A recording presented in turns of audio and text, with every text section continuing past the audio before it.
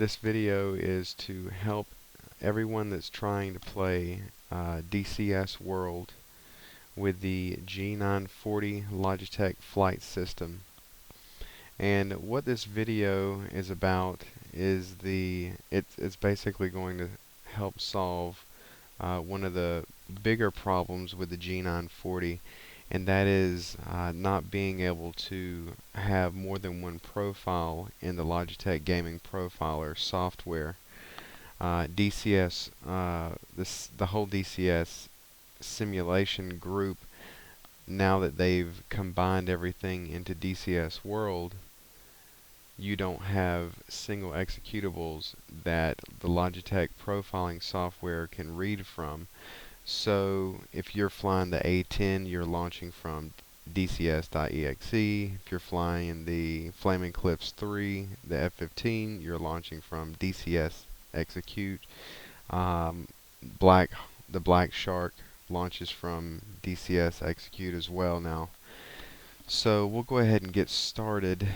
I've gone ahead and cleared out my profiles completely, so if you wanted to say go ahead and save your profiles to another location, that way you don't lose them, I'll show you how to make copies of these, but we're just going to start with a clean slate in my instance. So I'm going to go ahead and launch the Logitech software, and we can see here that there are no profiles in this list.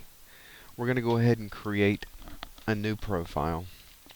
We're just going to name it DCS Test 1. We'll go to Browse, and here we have our DCS Execute file. We'll go ahead and click OK, and let's go ahead and make a change to the force feedback settings. This is really the only reason why I use the Logitech Profiler. Let me take that back. It's one of the primary reasons why I use it. I do set up a modifier button for the pinky switch, but primarily, especially the difference between the way the A10 flies and the F-15 or the fast fighter jets, the force feedback is a lot different, so it needs to be handled a little bit different.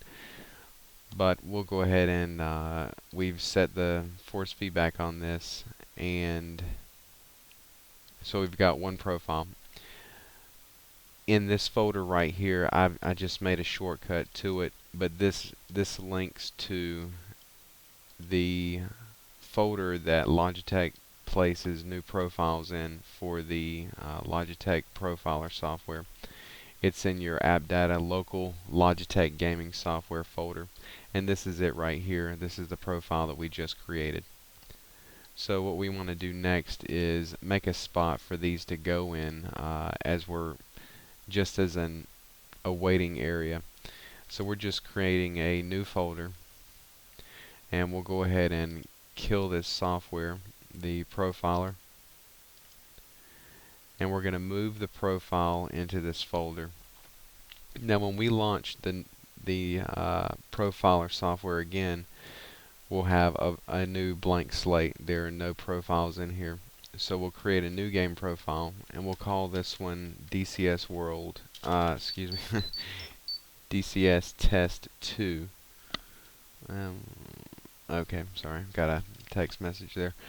Okay, so DCS 2, and we'll select the same execute file.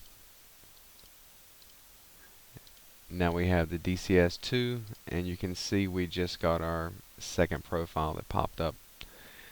We'll kill the software again, and now we're going to cut the original profile out of the new folder and paste it back into the primary folder. Now when we launch our software, we can see that there are two profiles here, but they both use the same execute file, the DCS.exe. And you can see when we switch to 2, DCS.exe. So that has eliminated one of the large problems with the profiler. The nice thing about the way that this works though is that these profiles are basically hot swappable. So when we launch DCS World or DCS World Multiplayer, when we're in game, if you're flying a mission where you can choose multiple planes, if you're in an A10, let's say this is the A10 profile.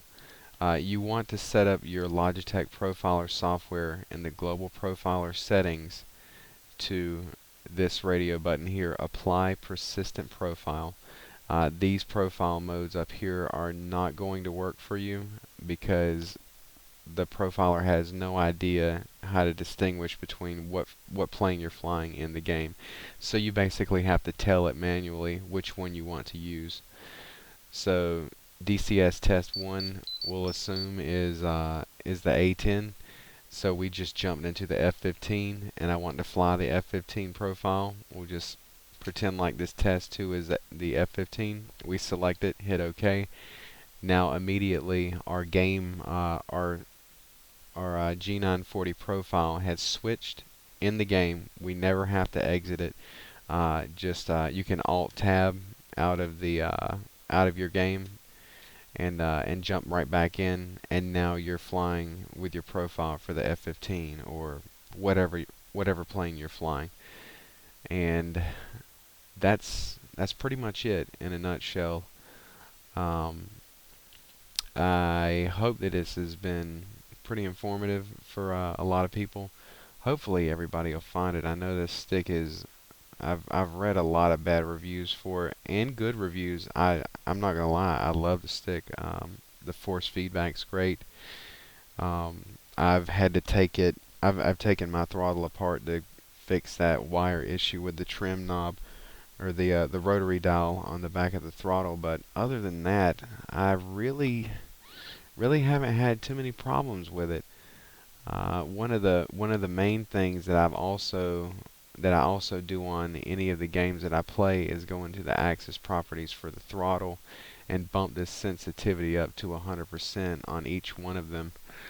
And besides doing that, making curves in DCS World to help out with how the controller or the flight surfaces handle, it's really been quite good. I've definitely enjoyed using the G940. But if anybody knows any other way to do multiple profiles, I haven't been able to find them online. But if you do know of a way, definitely leave a comment in the comment section and let me know how you're doing that, and maybe we'll get another video up. But this is the way that I do it. I find it to be fairly simple. Like I say, it's hot swappable in the game. You never have to bring the game down or exit it completely. So, like I say, hope it helps somebody. Thanks for watching, and you guys have a great flight. Alright, bye-bye.